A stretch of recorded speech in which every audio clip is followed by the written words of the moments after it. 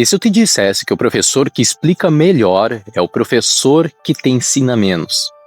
Eu não estou falando de professor ruim, não estou falando de falta de didática, eu estou falando de um fenômeno chamado dificuldade desejável, que foi estudado desde 1994 por Robert Bjork na UCLA, e ele provou que facilitar demais o aprendizado desativa a construção de memória de longo prazo.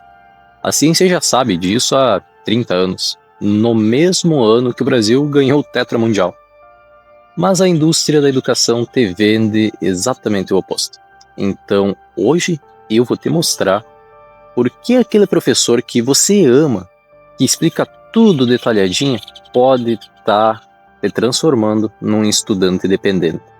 E no final desse vídeo você vai entender por que a melhor ajuda é aquela que te força a pensar sozinho, beleza? E aí pessoal, tudo bem? Eu me chamo Felipe Lewandowski. Cara, deixa eu te fazer uma pergunta sincera.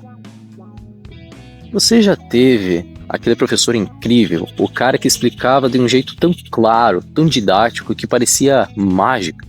Ele desenhava no quadro, usava cores diferentes, fazia analogias perfeitas. Eu saía da aula pensando, caramba, esse é o cara, entendi tudo. Só que aí chegava na prova, olhava a questão e travava. Você ficava confuso, tipo, mas eu juro que eu entendi. Quando ele explicou, isso ficou tão claro. Como é que eu não consigo fazer isso sozinho? Como é que eu não consigo resolver essa questão? Pois é, isso não é falha da tua memória. Isso é uma armadilha pedagógica que a maioria dos professores cai sem perceber. E o nome disso, na neurociência, é assistencialismo cognitivo. É quando um professor mastiga tanto, mas tanto a informação, que o teu cérebro vira um passageiro e não um motorista. Deixa eu te explicar o mecanismo por trás disso. Quando alguém te explica de forma muito clara, muito estruturada, muito fácil, o teu cérebro entra num modo chamado processamento superficial. Ele está seguindo a trilha que o professor abriu, tipo caminhar numa estrada asfaltada. É confortável, é rápido, você não precisa pensar muito, não precisa forçar o teu cérebro. Mas o problema é que o cérebro não constrói a própria estrada. Ele só usa a estrada do professor. E na hora da prova, quando você precisa ir sozinho, não tem estrada, porque você não construiu ela. Você está no meio do mato sem GPS. Agora vem a parte que vai virar tudo de cabeça para baixo. Em 1994, um psicólogo chamado Robert Bjork publicou um conceito que mudou a ciência do aprendizado. Ele chamou de Desirable Difficult, que em português seria a dificuldade desejada. A tese dele é simples e brutal. O cérebro humano só aprende de verdade quando é forçado a lutar.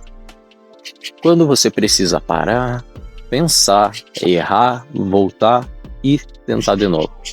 Esse processo de esforço cognitivo é o que constrói as conexões neurais permanentes.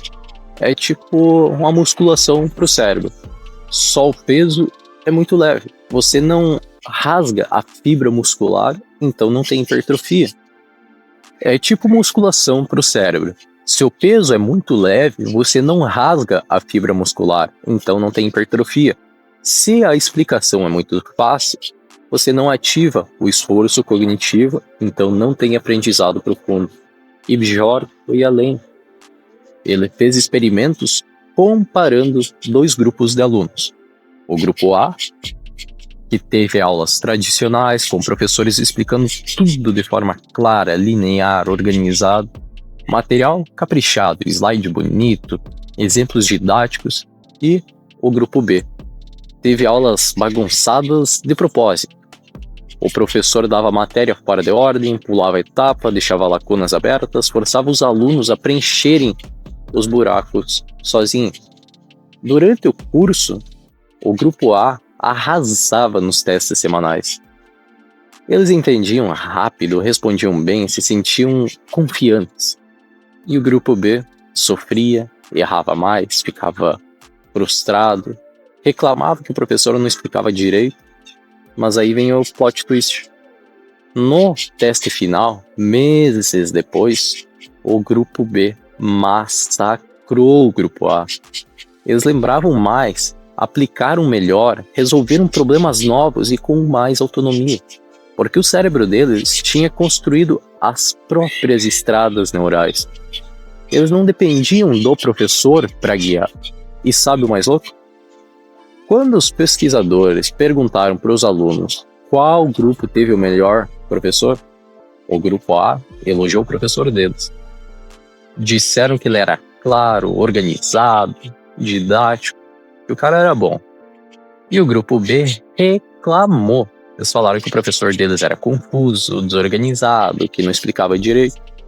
Mas na prática, quem aprendeu mais foi justamente o grupo B. Ilusão de competência de novo. Só que dessa vez no nível institucional. Agora traduz isso para o teu contexto. Aquele professor que você ama, que tem milhares de visualizações no YouTube, explica física bonitinho, como se fosse mágica. Ele está te dando a estrada pronta e você está andando nela achando que aprendeu. Mas na hora que você precisa construir a tua própria estrada, na hora da prova, na hora do plantão, na hora da vida real, você não sabe porque você nunca treinou construir a própria estrada. Você sempre teve alguém construindo para você. É tipo aquele pai super protetor que faz a lição de casa pro filho. O filho até tira nota boa no caderno, mas na real não aprendeu nada. Porque quem fez foi o pai. E tem o outro lado disso, que é ainda mais sutil. Quando o professor explica muito bem, ele remove todos os obstáculos do caminho. Ele antecipa as dúvidas, ele simplifica os termos, ele elimina a ambiguidade. E isso parece bom, né? A aula vai ficar mais simples, mais didática, mais direta. Mas não é. Porque na vida real, no trabalho, na prova, sem consulta, os obstáculos vão estar lá.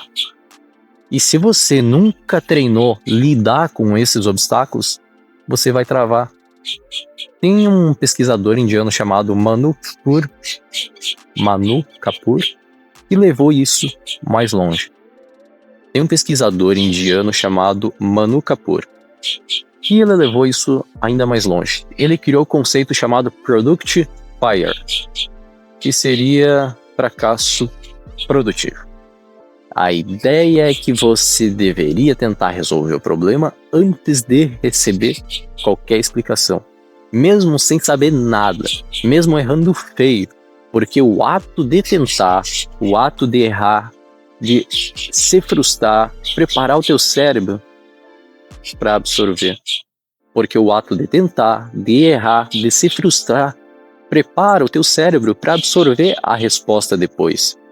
Ele fez um experimento com alunos de matemática e dividiu eles em 2 grupos. O grupo A, ele recebeu a aula primeiro com o professor explicando a fórmula, mostrando exemplos, tudo certinho.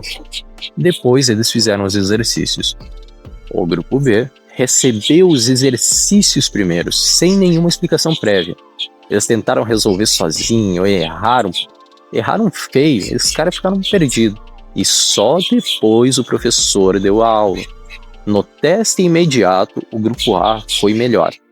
Mas no teste de transferência, onde tinha que aplicar o conceito em situações novas, o grupo B arrasou. Porque o cérebro deles tinha mapeado o território do erro antes de receber a resposta.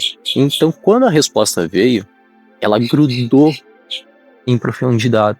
Não foi só memorização superficial, foi compreensão estrutural. E agora eu sei o que tu tá pensando.